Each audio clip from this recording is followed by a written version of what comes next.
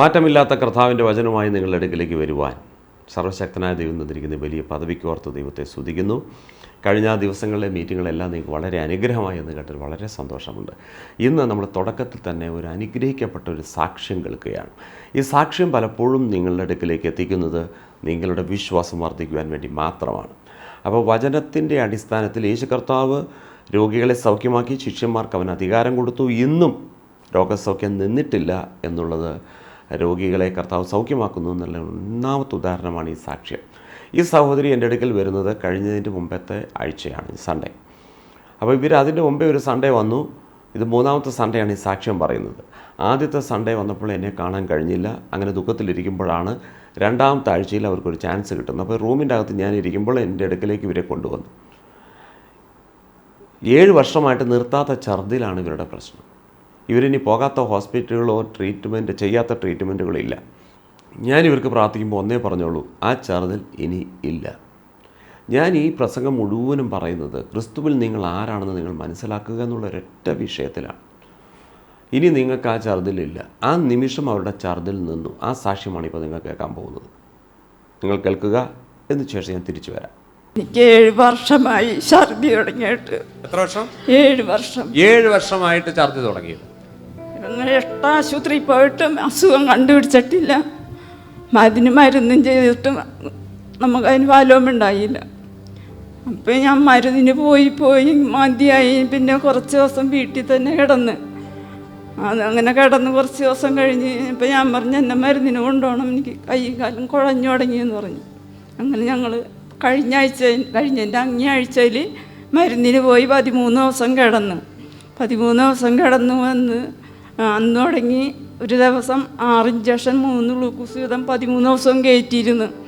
13ൻ്റെ അന്ന് പേര് വെട്ടി എന്നെ ഇവിടെ ഇങ്ങനെ ഇതറിഞ്ഞപ്പോൾ കൊണ്ടുവന്ന് എൻ്റെ അനിയത്തി ചേച്ചി ഇവിടെ വന്ന് ആദ്യത്തെ ആഴ്ച പേര് വെട്ടി വന്നതിൻ്റെ പിറ്റേ ആഴ്ച ഇവിടെ വന്നപ്പോൾ എനിക്ക് കാണാനും പറ്റിയില്ല ഒന്നും. രണ്ടാമത്തെ ആഴ്ച കഴിഞ്ഞ ആഴ്ച വന്നിട്ടും പറ്റിയില്ല. അപ്പം ഞാൻ ഇവിടെ നിന്ന് ഇറങ്ങി ഞങ്ങൾ വന്ന് ദൈവം എന്നെ കാണില്ലല്ലോ എന്ന് പറഞ്ഞ് തിരിച്ചറിഞ്ഞപ്പോൾ ഇവിടുന്ന് സിസ്റ്റർ കസേര ചായച്ച് വെക്കായിരുന്നു. അപ്പം എന്നോട് വെച്ചാൽ എന്താണ്? ഞാൻ പറഞ്ഞു ഇങ്ങനൊരു കാര്യമുണ്ട്, വന്നിട്ട് കാണാൻ പറ്റും, അന്ന് അവിടെ നിൽക്കിട്ടാന്ന് പറഞ്ഞ് ചോദിച്ചെന്ന് പറഞ്ഞ് എനിക്ക് അവിടെ നിന്ന് അന്ന് ചെയ്ത് പോയതിന് ശേഷം ഇത്തിരി കഞ്ഞി കുടിക്കാനും വെള്ളം കുടിക്കാൻ വേണ്ടി അതുവരെയൊക്കെ ഛർദ്ദിച്ചിട്ട് ഒരു ബിസ്ക്കറ്റിൻ്റെ പകുതി റസ്കിൻ്റെ പകുതി വീതമൊക്കെയാണ് ഞാൻ കഴിച്ചിരുന്നത്. എനിക്ക് പറ്റണുണ്ടായില്ല. അങ്ങനെ വട്ടത്തിൽ കറങ്ങും ഛർദ്ദിച്ച് കട്ടിൽ കിടന്ന് ഞാൻ വട്ടം കറങ്ങും കിടന്നാണ് ഛർദ്ദിക്കണത്. അങ്ങനെ അവശത എനിക്കൊന്നും കഴിക്കാൻ പറ്റാണ്ടായി. അങ്ങനെ ഞങ്ങൾ ഇവിടെ വന്ന് പോയതിന് ശേഷം എനിക്കിപ്പോൾ കാലത്ത് എണീറ്റ് കഴിഞ്ഞാൽ ഒരു കുഴപ്പവുമില്ല. ഞാൻ എല്ലാ ഭക്ഷണം മകളല്ലേ? അനിയത്തി പറയൂ, പറഞ്ഞോളൂ. Praise the Lord. 7 വർഷമായി എൻ്റെ സിസ്റ്റർക്ക് ഛർദി തുടങ്ങിയിട്ട്. സിസ്റ്ററാണ് 7 വർഷമായി ഈ ഛർദി തുടങ്ങിയിട്ട്. ഇനി ടെസ്റ്റ് ചെയ്യാത്ത ഒന്നുമില്ല. എല്ലാ ഹോസ്പിറ്റലും കൊണ്ട് ഡോക്ടേഴ്സ് പറയുന്ന എല്ലാ ടെസ്റ്റുകളും നടത്തിയിരുന്നു. ഡോക്ടർമാർ കണ്ടുപിടിക്കുന്നത് ബ്ലഡ് ഇല്ല എന്ന് മാത്രമാണ്, വേറൊരു കുഴപ്പം അവർ കാണുന്നില്ല. അങ്ങനെ ഒരു ദിവസം ഞാൻ എറണാകുളംകാരാണ്, പറവൂര് വരുന്നത്. അപ്പം ഞാനിവിടെ ആരാധനയ്ക്ക് വരാറുണ്ട് വൈറ്റിലയിൽ. ഇവിടെ മാറ്റിയിട്ട് എനിക്ക് സ്ഥലം അറിയില്ലായിരുന്നു. പിന്നെ സിസ്റ്ററെ വിളിച്ചാണ് ഞാനിവിടെ വന്നത്. അപ്പം ഞാൻ സിസ്റ്ററെ വിളിച്ച് സ്പോട്ടൊക്കെ ചോദിച്ചറിഞ്ഞു വന്നു. അപ്പോൾ ഇവൾ കഴിഞ്ഞ ഈ 12 ദിവസം ഹോസ്പിറ്റലിൽ കിടന്നു. ഈ ഛർദിയുടെ വിഷയത്തിന് വേണ്ടി 12 ദിവസം ഹോസ്പിറ്റലിൽ കിടന്നു. വീട്ടിൽ ഡിസ്ചാർജ് ചെയ്ത് വന്ന് വീണ്ടും ഒരു പ്രാവശ്യം ഛർദ്ദിച്ചു. അപ്പം ഞാൻ മനസ്സിൽ വിചാരിച്ചു ഇനിയുള്ള ഹോസ്പിറ്റലിൽ കൊണ്ടുപോകാൻ പറ്റൂല, എൻ്റെ ദൈവത്തിൻ്റെ അടുത്ത് കൊണ്ട് ഇവിടെ ഛർദിൽ മാറ്റി കൊടുക്കണം എന്ന് ഞാൻ കർത്താവിൽ വിശ്വസിച്ച് പ്രാർത്ഥിച്ച്. കഴിഞ്ഞ ആഴ്ച വന്നു, പാസ്റ്ററെ കാണാൻ പറ്റിയില്ല. പിറ്റേ ആഴ്ച വന്നു. ഇതുപോലെ ഞങ്ങൾ ഇവിടെ നിൽക്കുമ്പോൾ ഇവിടുത്തെ സിസ്റ്ററെ കണ്ടു. സിസ്റ്റർ ചോദിച്ചത് അവിടെ ഇരിക്കുന്നത്. അപ്പോൾ പാസ്റ്ററെ കാണാനാണ് അവർ റെക്കമെൻഡ് ചെയ്ത് അകത്ത് കൊണ്ടുവന്നു. ഞാൻ എന്താ നിങ്ങളോട് അപ്പം പറഞ്ഞേ, ഇനി ശ്രദ്ധിക്കില്ല എന്ന് പറഞ്ഞു.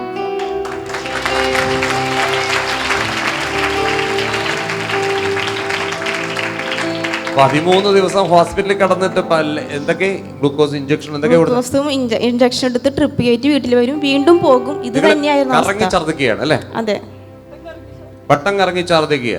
ഒരു പകലും ഒരു രാത്രി കിടപ്പ് ഛർദ്ദിക്കും. ഒന്നും കഴിക്കാൻ പറ്റില്ല. പിന്നെ എനിക്ക് ഒരാഴ്ച കഴിയാണ്ട് ഛർദ്ദിക്കും. അതിങ്ങനെ ഫുൾ ഇങ്ങനെ ഛർദ്ദിച്ചുകൊണ്ടിരിക്കുകയാണ്.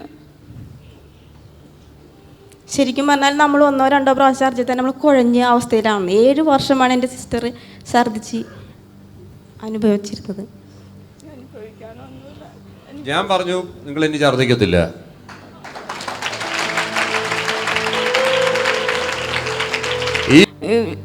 ബ്ലഡും നമ്മൾ ശരീരത്തിൽ വെള്ളമില്ലാണ്ടായപ്പോൾ കയ്യിലും കാലിലും ഞരമ്പുകളൊക്കെ ചുരുങ്ങി. അപ്പം അതുകൊണ്ട് കൈയും കാലും ഇങ്ങനെ മരവിച്ചേക്കണം. അതാണ് ഇപ്പം നടത്തത്തിന് ഇത്തിരി ഇത് വന്നേക്കണത്. അപ്പോൾ ഡോക്ടർ പറഞ്ഞ് ഇനി ഇഞ്ചക്ഷൻ എടുത്ത് കഴിയുമ്പോൾ ശരിയാകും നടത്തം. പിന്നെ ഛർദിലയുടെ കാര്യം ഡോക്ടർ ഇപ്പോഴും അന്നേരത്തും പറഞ്ഞ് ഛർദിലാണ് മാറാത്ത, അത് മാറ്റി കിട്ടിയാൽ മാത്രം നമ്മൾക്ക്.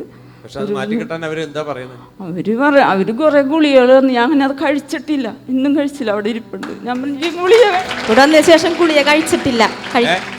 ഇവിടെ പ്രാർത്ഥനയ്ക്ക് വന്നതിന് ശേഷം ഗുളിക കഴിച്ചിട്ടില്ല. ഇതിന്റെ പേരാണ് വിശ്വാസം. മഴ കാണാതെ, കാറ്റ് കാണാതെ, കോള് കാണാതെ കുഴി കുഴിക്കുന്ന വിശ്വാസമാണിത്. അതിനുശേഷം ഛർദിച്ചിട്ടില്ല.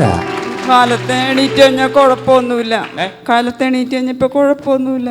മറ്റത് കാലത്ത് 6 മണിക്ക് തുടങ്ങും ഛർദി. രാവിലെ 6 മണിക്കാണ് തുടങ്ങുന്നത്. നിൽക്കുന്നത് പിറ്റേ ദിവസം രാത്രി കിടന്നുറങ്ങിപ്പോയതിന് ശേഷം നിൽക്കും. ചെറിയൊരു കാര്യമാണോ? നിങ്ങളൊന്ന് ആലോചിച്ച് നോക്കിയേ. ഒരു പ്രാവശ്യം നിങ്ങൾ ഛർദ്ദിക്കുമ്പോഴേ നിങ്ങൾക്കറിയാം. ഇത് രാവിലെ 6 മണിക്ക് തുടങ്ങി അവർക്കൊരു ജോലി ചെയ്യാൻ കഴിയത്തില്ല. പിറ്റേ അന്ന് രാത്രി ഉറങ്ങുന്നത് വരെ ഛർദ്ദിക്കുകയാണ്. കർത്താവ് ചെയ്തു. ആമേൻ. God bless you. സാക്ഷ്യം കേട്ടല്ലോ. ഞാൻ ഇവരെ അറിയുന്നവരെയല്ല, ഇവർ 2 ആഴ്ചയായിട്ടുള്ളൂ എറണാകുളം ചർച്ചിൽ വരുന്നത്. അപ്പോൾ അവരുടെ സിസ്റ്ററാണ് ബാക്കി കാര്യങ്ങളൊക്കെ പറഞ്ഞത്. ഏതായാലും ഇവരെ വിടുവിക്കാൻ ശക്തനായ ദൈവം നിങ്ങളെ വിടുവിക്കാനും ശക്തനാണ്. കഴിഞ്ഞ ദിവസങ്ങളിൽ നിങ്ങളൊരു കാര്യം കേട്ടു. ഈ ആരംഭം കണ്ടിട്ട് നിങ്ങൾ ഭയപ്പെടരുത്.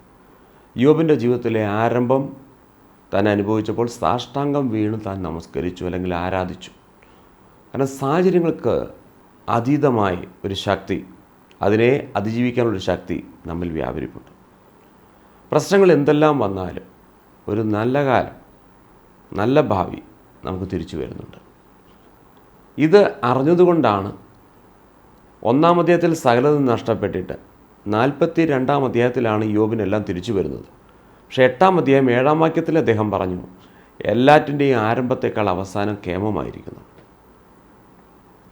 ഇന്ന് നിങ്ങളോടും എനിക്ക് പറയാനുള്ളത്, ഈ സാഹചര്യങ്ങൾ കണ്ടിട്ട് തളരരുത്.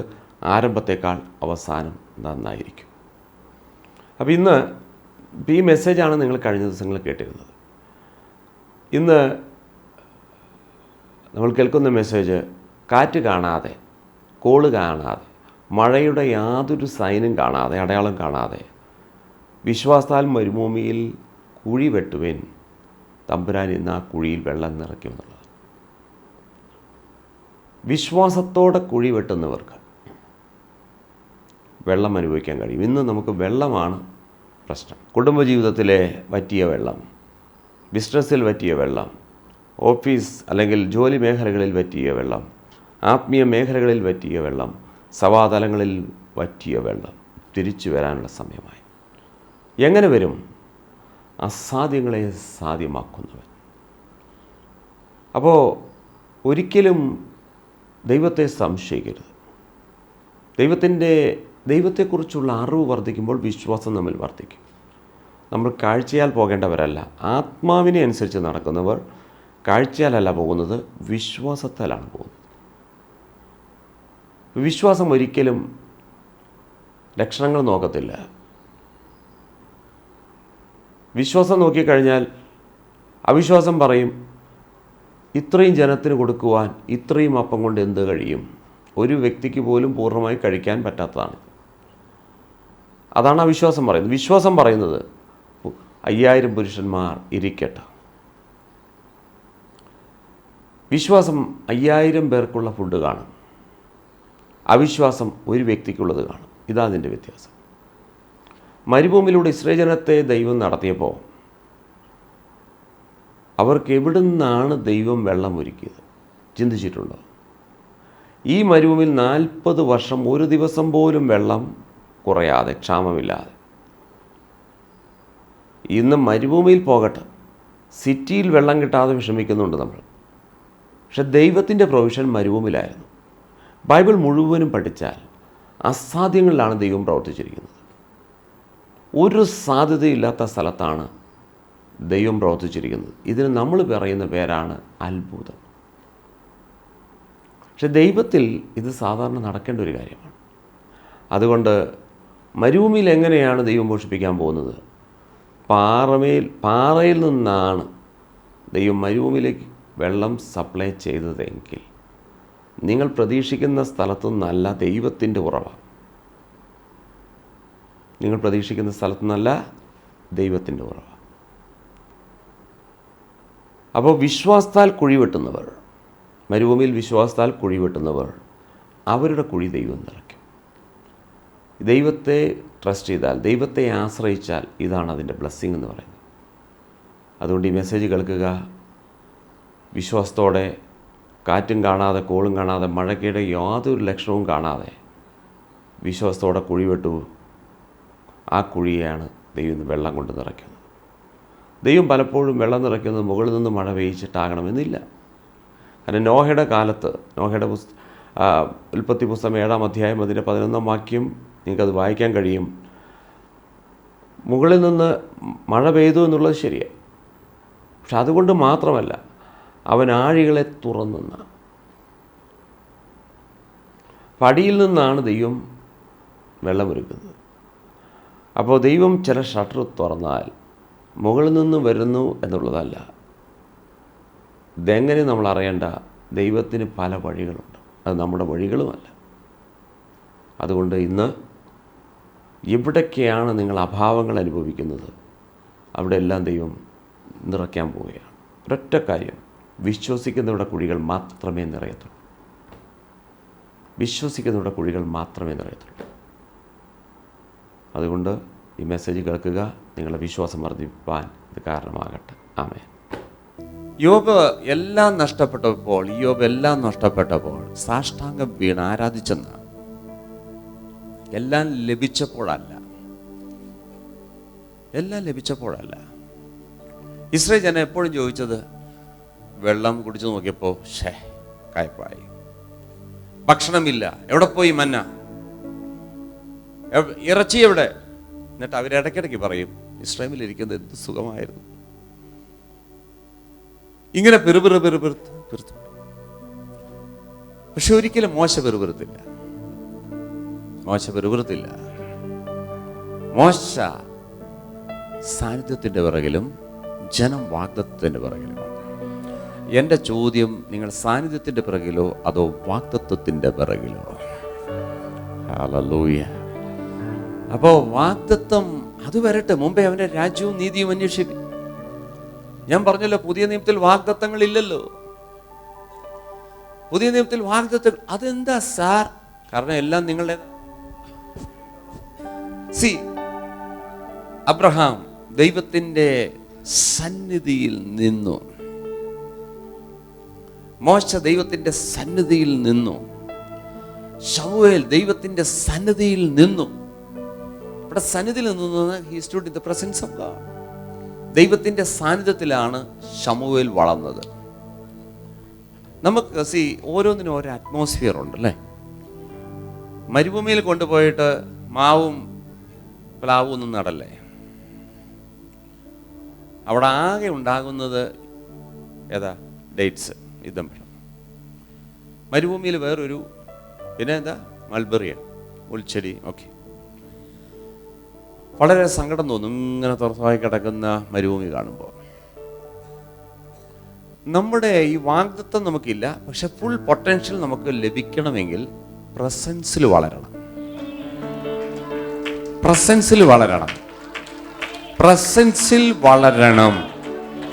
അതുകൊണ്ട് എന്തെന്നോ, ശമൂവേൽ 2 എഴുതി, ശമൂവേൽ ദൈവത്തിന്റെ സന്നിധിയിൽ അല്ലെങ്കിൽ പ്രസൻസിൽ വളർന്നേ.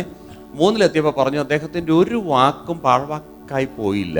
എന്നാൽ ശമൂവേൽ വളർന്നു, യഹോവ അവനോട് കൂടെ ഉണ്ടായിരുന്നു, അവന്റെ വചനങ്ങളിൽ ഒന്നും നിഷ്ഫലമാകുവാൻ ഇടവരുത്തിയില്ല. ഒരു വാക്ക് പോലും പിഴച്ചു പോയില്ല. ഏലീശയെ കുറിച്ച് എന്താ പറയുന്നത്? യഹോശാഫാത്ത്, ഇവിടെ ഒരു പ്രവാചകനുണ്ട്, അവന്റെ കയ്യിൽ ദൈവത്തിന്റെ വചനമുണ്ടെന്ന്. ഈ പ്രസൻസിൽ നടക്കുന്നവരുടെ കയ്യിൽ എന്തെങ്കിലുമൊക്കെ കാണും. Hallelujah, hallelujah. അപ്പം നമുക്ക് നന്നായി പൊട്ടൻഷ്യലോടുകൂടെ വളരുവാനുള്ള അറ്റ്മോസ്ഫിയർ എന്ന് പറയുന്നത് പ്രസൻസാണ്. അപ്പം നിങ്ങൾ you should crave for the presence. ആഗ്രഹിക്കുകയല്ല, ബി ക്രേസി ഫോർ ഇറ്റ്. ചിലർ വരുന്നതിന് അതിനാണ്. അതുകൊണ്ട് 11 മണിക്ക് ഇവിടെ വന്നിരുന്നാലും അവർക്ക് ബോറടിക്കുന്നില്ല. ആ പ്രസൻസിനെ ക്രേവ് ചെയ്യുന്ന ആഗ്രഹിക്കുന്നവർക്ക്. ഓ ജീസസ്, ഇതെല്ലാം ദൈവം അറിയുന്നുണ്ട്. അതുകൊണ്ടാണ് പറഞ്ഞത്, ഇശ്ശായിയുടെ കുടുംബത്തിൽ ഞാൻ ഒരുവനെ കണ്ടിട്ടുണ്ട്, ഇവന്റെ ഹൃദയം എൻ്റെ പിറകിലാണ്. നിങ്ങളിത് എപ്പോൾ നിങ്ങളുടെ ഹാർട്ട് നിങ്ങൾ ട്യൂൺ ചെയ്ത് ദൈവത്തിലേക്ക് ചാനൽ ഫ്രീക്വൻസി സെറ്റ് ചെയ്യുന്നു, നിങ്ങളല്ല അറിയുന്നത്, സ്റ്റേഷൻ അറിയും. സ്റ്റേഷൻ അറിയും. ഫ്രീക്വൻസി സെറ്റായ ഉടനെ അവിടെ നിന്ന് അറിയും. ഫ്രീക്വൻസി സെറ്റായാൽ അറിയുക മാത്രമല്ല, നിങ്ങൾ ഉദ്ദേശിച്ച ചാനൽ കിട്ടുമ്പോൾ നിങ്ങൾക്ക് ഇഷ്ടപ്പെട്ടത് അവിടെ നിന്ന് ഒഴുകുന്നത് പോലെ പ്രസൻസിന്റെ ഫ്രീക്വൻസി സെറ്റ് ചെയ്താൽ flow flow flow flow of the presence, heavenly flow. Jesus,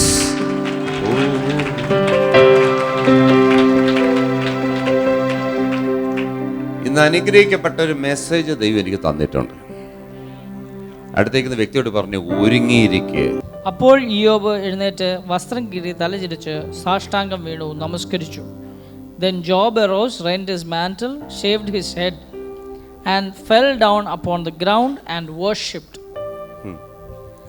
Worship. എപ്പോഴും ഒരു എക്സ്പെക്ടേഷനിലാണ് ഇരിക്കുന്നത്. എപ്പോൾ വേണമെങ്കിലും ചേഞ്ച് ആകാം. അത് പ്രതീക്ഷിക്കുന്നവർക്ക് മാത്രമേ അത് വീഴത്തുള്ളൂ. അത് പ്രതീക്ഷിക്കുന്നവർക്ക് മാത്രമേ അത് വീഴത്തുള്ളൂ. ജീസസ്. അപ്പോ എല്ലാം നഷ്ടപ്പെടുമ്പോൾ സാഷ്ടാംഗം വീണ് ആരാധിച്ചു. അതാ ഇംഗ്ലീഷ് കൊടുത്തിരിക്കുന്നത്, ഈ വേർഷിപ്പ്. അതിന്റെ കാരണം ആരംഭത്തിൽ അനുഭവിക്കുന്നവൻ അവസാനം കാണുന്നു. Praise God. അവസാനം കണ്ടവന് മാത്രമേ സന്തോഷത്തോടെ ചിരിച്ചിരിക്കാൻ കഴിയത്തുള്ളൂ. സാഹചര്യങ്ങൾ കാണുമ്പോൾ നമ്മൾ കാഴ്ചയിൽ പോകുന്നവരുണ്ട്, വിശ്വാസത്താൽ പോകുന്നവരുണ്ട്. ഈ വിശ്വാസത്തിൽ പോകുന്നവർ കാഴ്ച വിഷയമേ അല്ല.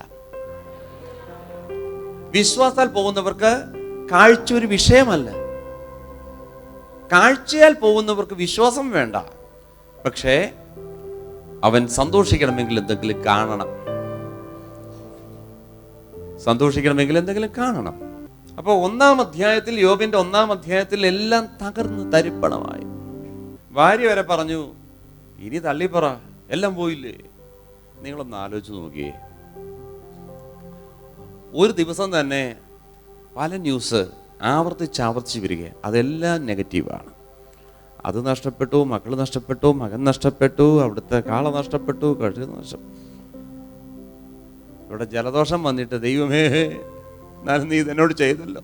എൻ്റെ വീട്ടുകാർ പറഞ്ഞു, ശരിയാ, എല്ലാം വിട്ട് ആരാധിക്കാൻ വന്നതാ പ്രശ്നം. ഇത് കോൾഡ് വരുന്നവരുടെ സ്ഥിതി ഇതാ. അപ്പൊ എല്ലാം നഷ്ടപ്പെട്ട യോബ് ആരാധിച്ചെന്ന് പറഞ്ഞാൽ അതാണ് ആരാധന. ബൈബിളിൽ ആരാധിച്ചെന്ന് പറയുമ്പോഴേ,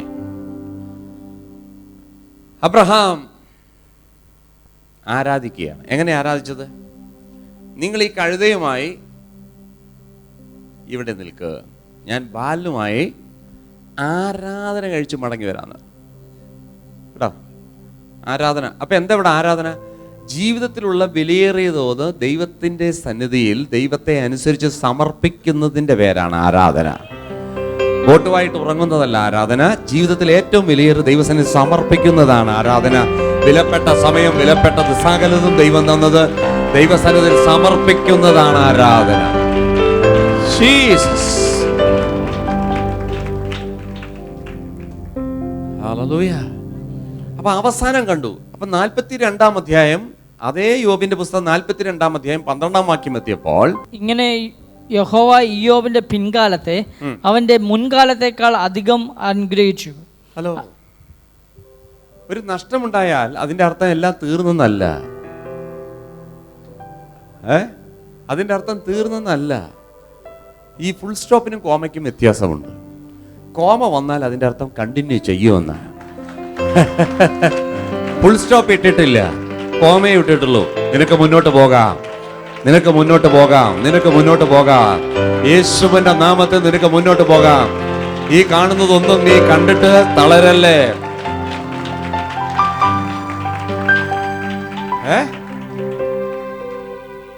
മുമ്പത്തേതിലുള്ളതിനേക്കാൾ അത് ഇത് എപ്പോഴാ? 42-ാം അധ്യായത്തിലാണ് ഈ സംഭവം സംഭവിക്കുന്നത്. പക്ഷെ ഇദ്ദേഹം 8-ാം അധ്യായം 7-ാം വാക്യത്തിൽ ഇങ്ങനെ ഒരു കാര്യം പറഞ്ഞു. ഈ യോബ് 8-ാം അധ്യായം, അദ്ദേഹത്തിന്റെ പുസ്തകം 8-ാം അധ്യായം 7-ാം വാക്യം. നിന്റെ പൂർവ്വസ്ഥിതി അല്പമായി തോന്നും, നിന്റെ അന്ത്യസ്ഥിതി അതിമഹത്തായിരിക്കും. അയ്യോ, ഇത് എത്ര പേര് ഏറ്റെടുക്കുന്നുണ്ട്? അതൊന്നും കൂടെ ഇംഗ്ലീഷിൽ പറഞ്ഞേ. Though thy beginning was small, നിന്റെ ബിഗിനിങ്, നിന്റെ ആരംഭം അല്പമായി തോന്നിയാലും yet thy latter end should നിന്റെ അവസാനം വലിയൊരു മഹത്വത്തിലേക്ക് കയറുകയാണെന്ന്. ആരംഭം കണ്ട് ക്ഷീണിക്കുന്ന ദൂത് അവസാനവും വലിയതെന്ന് വിശ്വസിക്കുന്നവർക്കായി ദൈവത്തെ സ്തുതിക്കുന്നു. ഈ വിശ്വാസത്തോടെ ഇരിക്കുന്നവരാണ് വലിയത് കാണാൻ പോകുന്നത്. ആരംഭം കണ്ട് നമ്മൾ ക്ഷീണിക്കുമെന്ന് പിശാചിന് നന്നായിട്ട് അറിയാം. അതുകൊണ്ടാണ് ഇതെല്ലാം നമ്മളെ ഹൈലൈറ്റ് ചെയ്ത് കാണിക്കുന്നത്. പക്ഷെ ഇവനോട് പറയേണ്ടത്, ആരംഭമേ പിശാചിനെ നീ കണ്ടിട്ടുള്ളൂ, ഞാൻ ആരാധിക്കുന്നത് അവസാനം കണ്ടിട്ടാണ്. ഹല്ലേലൂയ. അവസാനം കണ്ട് ആരാധിക്കുന്നവർക്കായി ദൈവത്തെ സ്തുതിക്കുന്നു. ആരംഭമല്ല, ആരംഭത്തെക്കാൾ നിന്റെ അവസാനം. യെസ്. സഭാപ്രസംഗി 7:8 ഒന്ന് വായിച്ചേ. സഭാപ്രസംഗി 7:8. ഒരു കാര്യത്തിന്റെ ആരംഭത്തെക്കാൾ അതിന്റെ അവസാനം നല്ലത്. എന്തോ? ഒരു കാര്യത്തിന്റെ ആരംഭത്തെക്കാൾ അതിന്റെ അവസാനം നല്ലത്. ഹല്ലേലൂയ. ഇംഗ്ലീഷ് വായിച്ചോളൂ. Better is the end of a thing than the beginning thereof. നിന്റെ ആരംഭം കണ്ട് നീ സങ്കടപ്പെടണ്ട.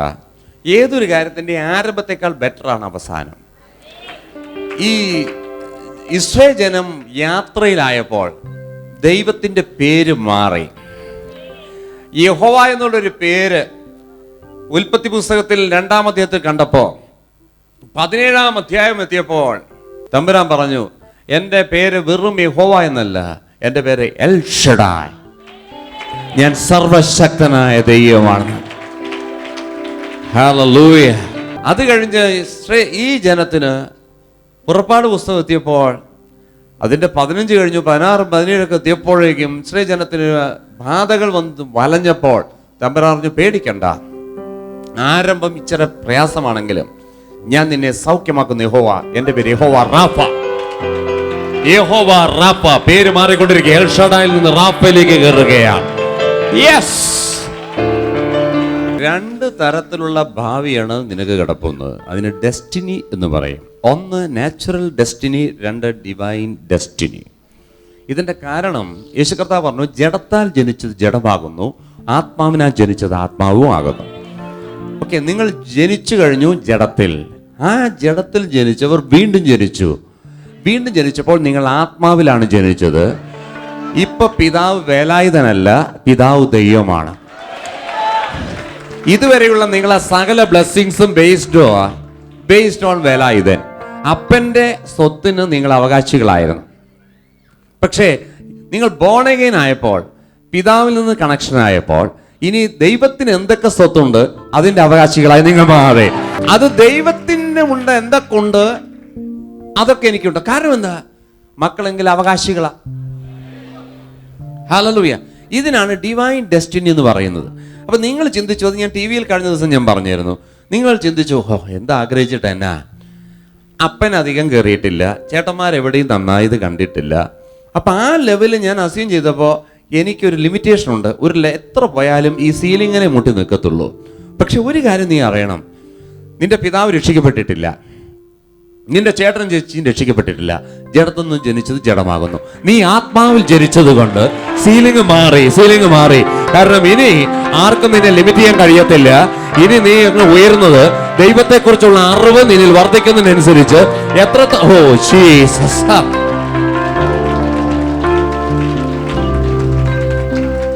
വളരെ ശ്രദ്ധിച്ച് കേൾക്കണം.